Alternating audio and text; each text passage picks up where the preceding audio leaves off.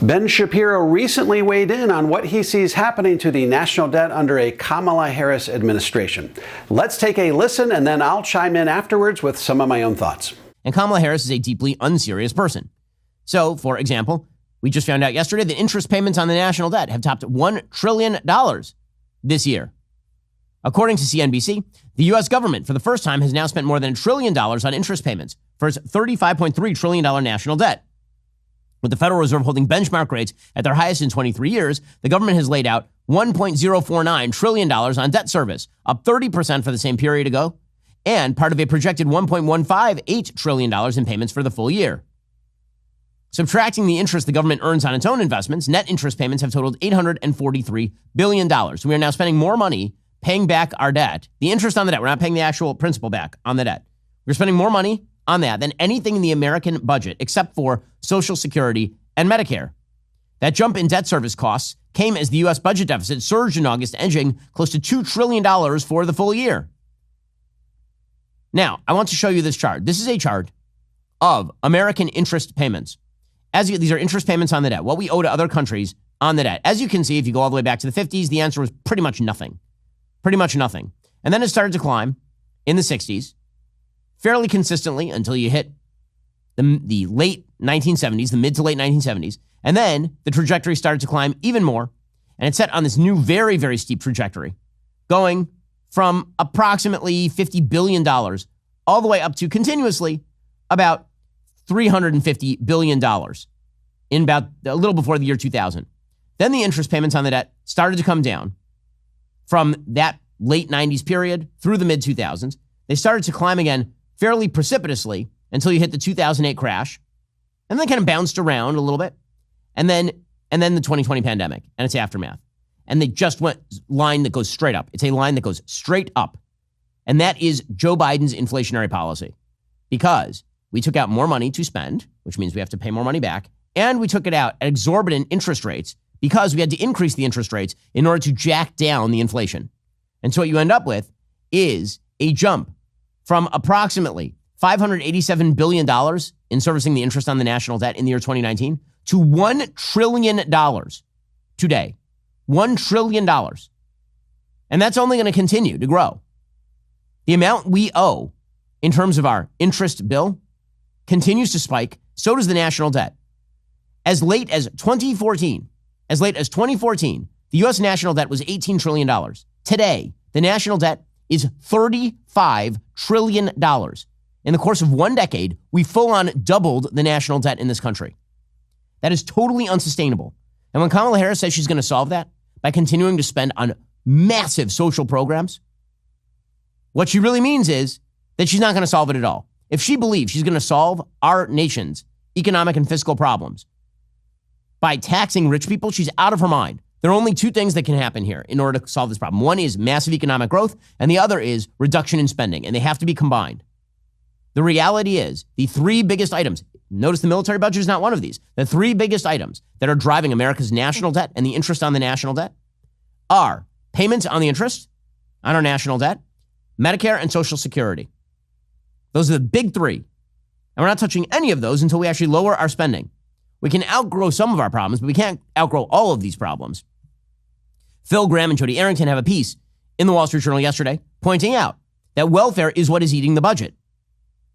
They say, ask any budget expert in Washington to explain the ballooning deficit and debt. Social Security and Medicare will be high on the list of causes. That's wrong. The real driver, the elephant in the room, is means-tested social welfare spending. Medicaid, food stamps, refundable tax credits, supplemental Social Security income, temporary assistance for needy families, federal housing subsidies, and almost 100 other programs whose eligibility is limited to those below an income threshold.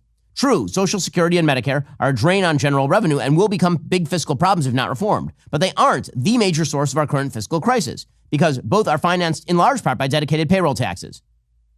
Since its inception, Social Security has produced cash surpluses 60% of the time. In 2023, Social Security payroll taxes funded about 89% of benefits. Means-tested welfare programs, however, totaled $1.6 trillion in 2023. Welfare spending now absorbs an astonishing 73% of unobligated general revenue.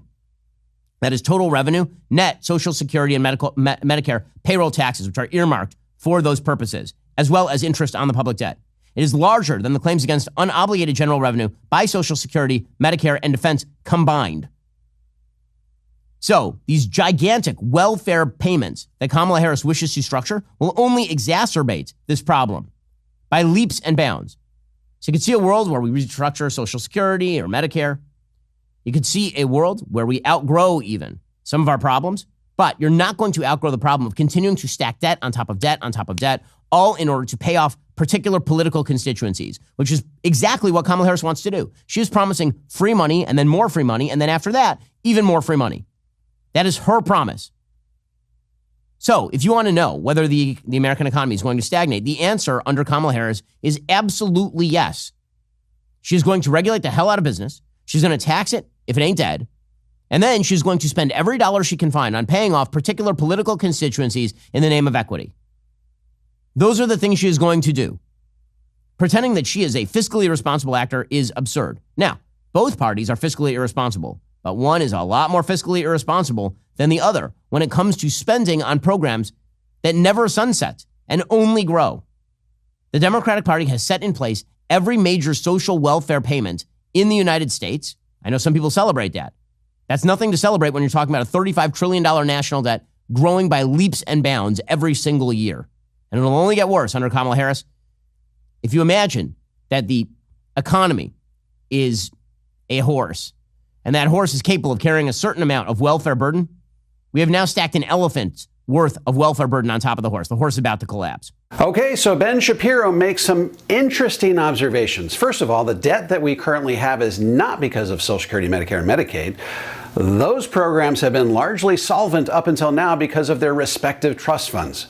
Most of the debt is accumulated due to, among other things, social safety net programs, COVID-19, unfunded wars, TARP bailouts, the prescription drug program, etc.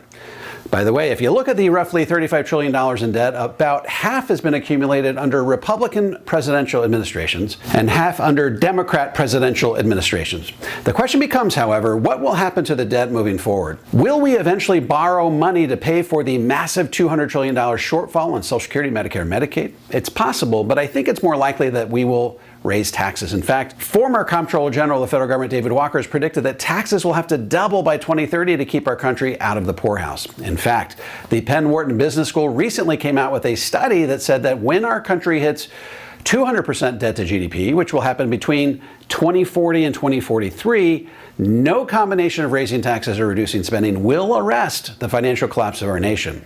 All of this begs the question, how should Americans protect their retirement savings as we drift inexorably towards financial cataclysm? If the U.S. is likely to raise taxes, and many experts believe that they'll have to double them to stave off insolvency, how can you best protect your hard-earned retirement savings? The best way to shield your retirement savings from higher taxes is to shift them to tax-free accounts. Pay taxes on your retirement savings at today's historically low tax rates so that by the time tax rates do potentially double, you've done all the heavy lifting. You can take those dollars out 100% tax-free.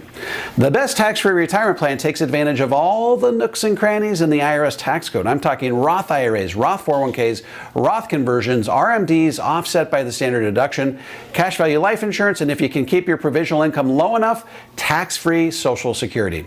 Look, nobody enjoys preemptively paying a tax before the IRS absolutely requires it of them. But if you consider that today's tax rates are among the lowest we've seen in our lifetime, then you may feel more inclined to pay those taxes today as a shield against rising tax rates down the road.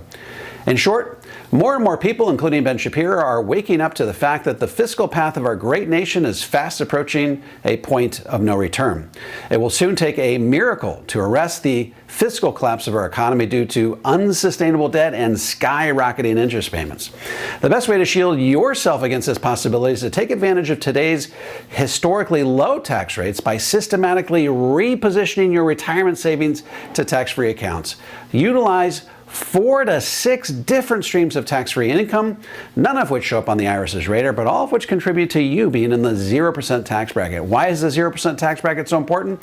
Because if tax rates double, 2 times 0, is still zero. Folks, my upcoming book, The Guru Gap, How America's Financial Gurus Are Leading You Astray and How to Get Back on Track, is now available for pre-order on Amazon. Take the opportunity to order your copy today. By the way, in the next 10 years, I'm looking to put 1 million Americans on the road to the 0% tax bracket. If you would like some help implementing a balanced, comprehensive approach to tax-free retirement that shields you from the impact of higher taxes, head on over to davemcknight.com and click on the Connect with an Advisor button. I'm happy to refer you to an advisor in the Power Zero network that has been trained, vetted, and qualified personally by me. If you're a financial professional and want to learn how to become a certified Power Zero advisor, head over to powerzero.com and opt into my free video series. If you have any comments or questions, feel free to drop them into the comment section below. I'll respond to every single one of them personally. And don't forget to click like, subscribe, and the bell so you never miss a video. This is David McKnight. I look forward to seeing you on the next video.